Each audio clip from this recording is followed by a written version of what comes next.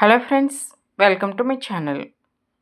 తన మొదటి భర్త తమ్ముడు మహేంద్ర ద్వారా ప్రేరణ తన మేనకోడలని తెలుసుకుని సిద్ధు ప్రేరణను ఒకటి చేసిన మంజు. అసలు ఇదంతా ఎలా జరిగిందో తెలుసుకోవాలంటే ఈ వీడియో మిస్ కాకుండా చివరి వరకు చూసేయండి. నిండు మనసులు రివ్యూ కోసం ఇప్పుడే మా ఛానల్ సబ్స్క్రైబ్ చేసుకోండి.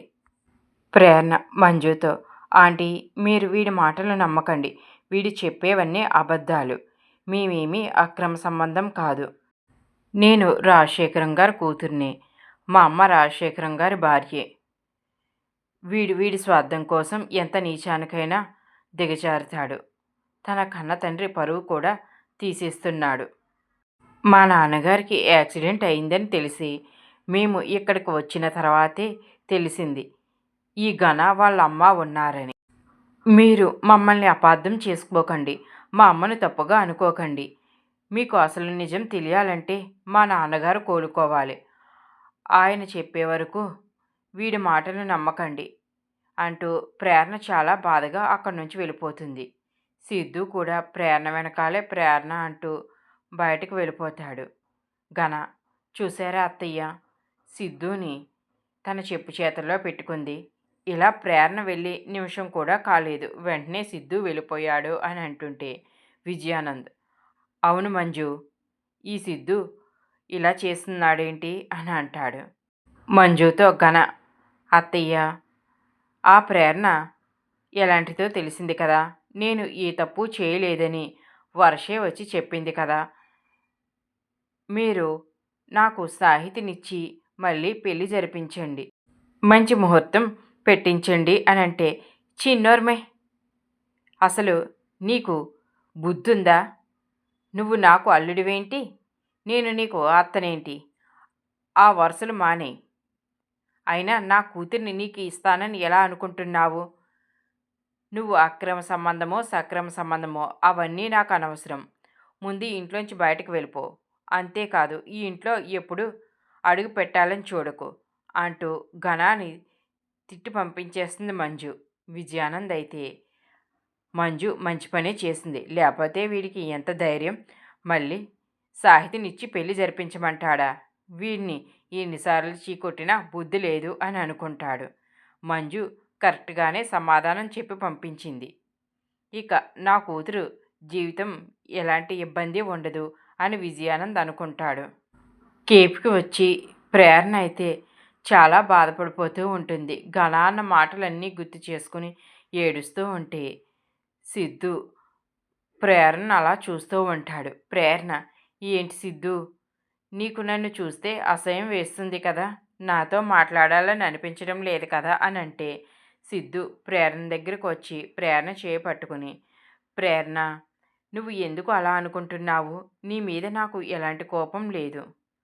నిజంగానా సిద్ధు, నేను మా నాన్న గురించి నీకు చెప్పలేదని నీకేమీ కోపం రావటం లేదా అని అంటే, ఏంటి ప్రేరణ, నువ్వు చెప్పేదైతే ఎప్పుడో చెప్పేదానివు కదా, నీ పర్సనల్స్ నీకు ఉంటాయి కదా అని అంటే, చాలా థ్యాంక్స్ సిద్ధు, నువ్వైనా నన్ను అర్థం చేసుకున్నావు అని అంటుంది. మా నాన్నని కాపాడినందుకు చాలా థ్యాంక్స్ సిద్ధు అని అంటుంది. సిద్ధుకి దండం పెట్టబోతుంటే ప్రేరణ చేతులు పట్టుకొని, ఏంటి ప్రేరణ నువ్వు ఇంత ఎమోషనల్ అవుతున్నావు అని అంటే, అది కాదు సిద్ధు, ఆ ఘనాగాడు ఏం చేశాడో తెలుసా, మేము వైజాగ్లో మా నాన్నతో కలిసి చాలా ఆనందంగా ఉండేవాళ్ళము. అక్కడికి వచ్చి మా అమ్మ గురించి తప్పుగా మాట్లాడి అక్కడ మాకు ఎలాంటి విలువ లేకుండా మా పరువు తీసేశాడు. మేము మా నాన్న కోసం ఇక్కడికి వస్తే ఇక్కడ కూడా మమ్మల్ని చాలా ఇబ్బంది పెడుతున్నాడు. వాడి గురించి మేము ఎంతగానో బాధపడుతున్నాము. సారీ సిద్ధు, నేను మా నాన్న గురించి నీ దగ్గర చెప్పనందుకు, విషయం దాచినందుకు నన్ను క్షమించు అని అంటే, ప్రేరణ, నీకు ఘనాకి తండ్రి ఒకరే అని నాకు ముందే తెలుసు అని అంటాడు. ప్రేరణ, ఏంటి సిద్ధు అంటూ షాక్ అయిపోతుంది. మరోవైపు రాజశేఖరం రూమ్లోకి ఐశ్వర్య, ఇందిర వస్తారు. రూమ్ అంతా చెల్లాచెదురుగా ఉంటుంది. వెనకే ఈశ్వరి కూడా వస్తుంది.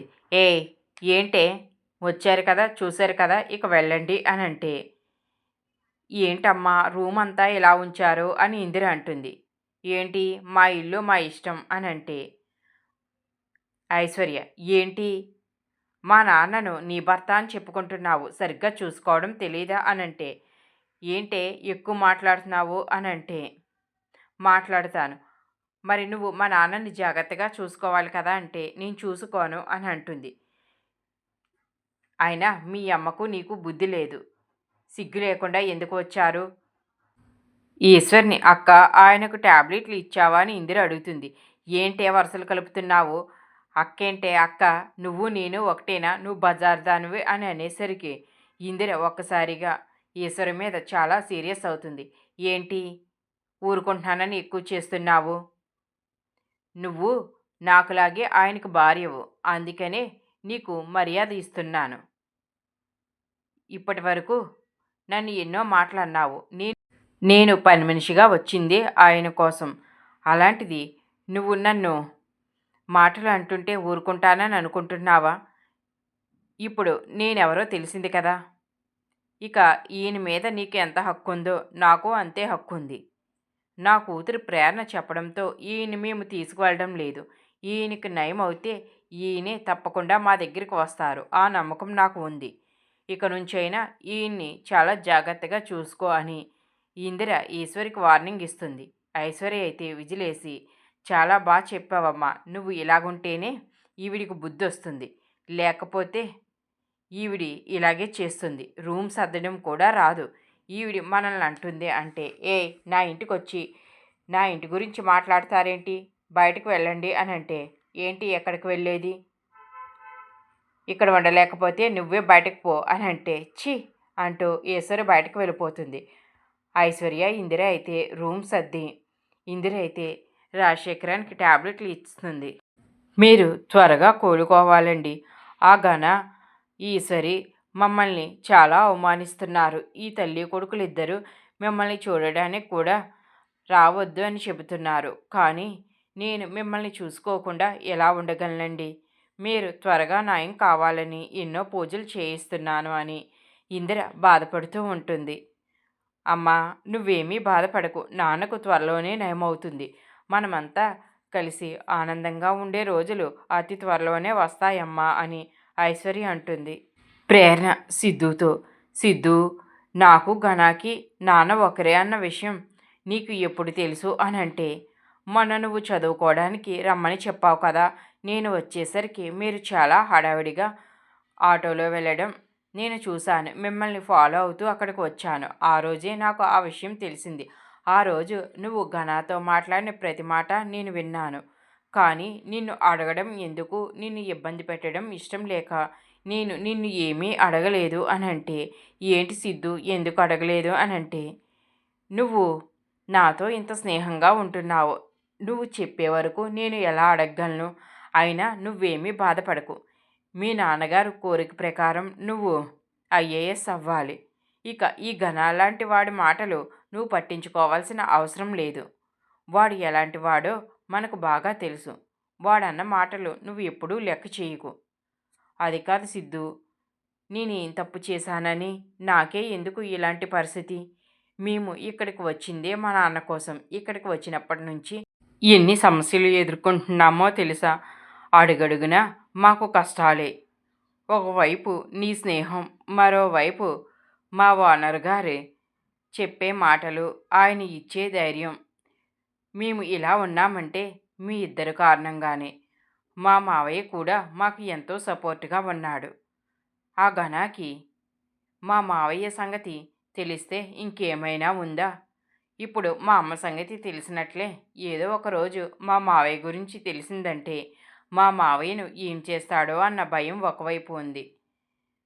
ఇప్పుడు ఇలాగా అందరి ముందు ఘన నన్ను అవమానించడం నాకు ఇంకా బాధగా ఉంది. ఇప్పుడు ఆంటీ నా గురించి ఏమనుకుంటున్నారో ఏంటో అని ప్రేరణ అంటుంటే, సిద్ధు, నువ్వేమీ అమ్మ గురించి కంగారు పడిపోకు, అమ్మ నిన్ను తప్పకుండా అర్థం చేసుకుంటుంది, నేను మా అమ్మతో మాట్లాడుతాను, నువ్వు అయినా ఇంక ఈ విషయాలు ఇక్కడితో వదిలే, నీ లక్ష్యం వల్ల నువ్వు ఐఏఎస్ కావడం, దాని గురించే ఆలోచించు, త్వరలో మీ నాన్నగారు నయమవుతారు అంటూ ప్రేరణకు సిద్ధు ధైర్యం చెప్తూ ఉంటాడు. ప్రేరణ ఒక్కసారిగా సిద్ధుని హగ్ చేసుకుని, చాలా థ్యాంక్స్ సిద్ధు, నువ్వు ఎప్పుడూ నాకు ఇలాగే తోడుగా ఉండాలి అని అంటుంది. ఇంతలో అక్కడికి మంజు కూడా వస్తుంది. ప్రేరణతో, అమ్మ ప్రేరణ, నీకు సిద్ధుయే కాదు, నేను కూడా నీకు తోడుగా ఉంటాను అని అంటే, ప్రేరణ ఒక్కసారిగా సిద్ధుని వదిలి ఆంటీ అని అంటే, అవునమ్మా, నువ్వు ఇక ఏ విషయానికి భయపడాల్సిన అవసరం లేదు, నీకు అండగా సిద్ధు నేను కూడా ఉంటాము అని అంటుంది. ఆ మాటతో ప్రేరణ చాలా ఆనందపడిపోతుంది. అమ్మా, నువ్వు ప్రేరణని అర్థం చేసుకున్నావు, నాకు చాలా ఆనందంగా ఉంది అని అంటే, అవును మరి నా మేనకోడల్ని నేను అర్థం చేసుకోకపోతే ఎవరు అర్థం చేసుకుంటారు అని అంటుంది. ఆ మాటతో సిద్ధు ప్రేరణ అయోమయంగా చూస్తారు. ఏంటమ్మా ఏం మాట్లాడుతున్నావు, నీ మేనకోడలేంటి అని అంటే, అవునరా, ఈ ప్రేరణ ఎవరో కాదు, మీ అత్తయ్య కూతురే అని చెప్తుంది. ఏంటంటే మీరేమంటున్నారు, నాకు అర్థం కావటం లేదు అని ప్రేరణ అంటే, ఇంతలో మహేంద్ర కూడా వస్తాడు. అవునమ్మా ప్రేరణ, తను మీ అత్తయ్యే అని అంటాడు. మీరు ఎవరు అన్నట్లుగా మహేంద్ర వైపు చూస్తుంది ప్రేరణ. నేను మీ మావయ్యనమ్మా అని అంటాడు సిద్ధు వాళ్ళమ్మ. అవును ప్రేరణ, తను మీ మావయ్యే, మా మరిది గారు అని అంటుంది. మంజు, అవునమ్మా, నేను మీ అమ్మ కోసం మీకోసం ఎంతగానో ఎదురు చూస్తున్నాను, మీరు ఎక్కడ ఉన్నారో అని మీకోసం నేను వెతుకుతూనే ఉన్నాను. ఈరోజు మహేంద్ర రావడంతో మీ గురించి నాకు తెలిసింది. ఇక నువ్వు నా మేనకోడలవైనందుకు నాకు చాలా ఆనందంగా ఉంది. నా ఆడబడుచు కోసం ఆయన ఎంతగానో పరితపించిపోయేవారు.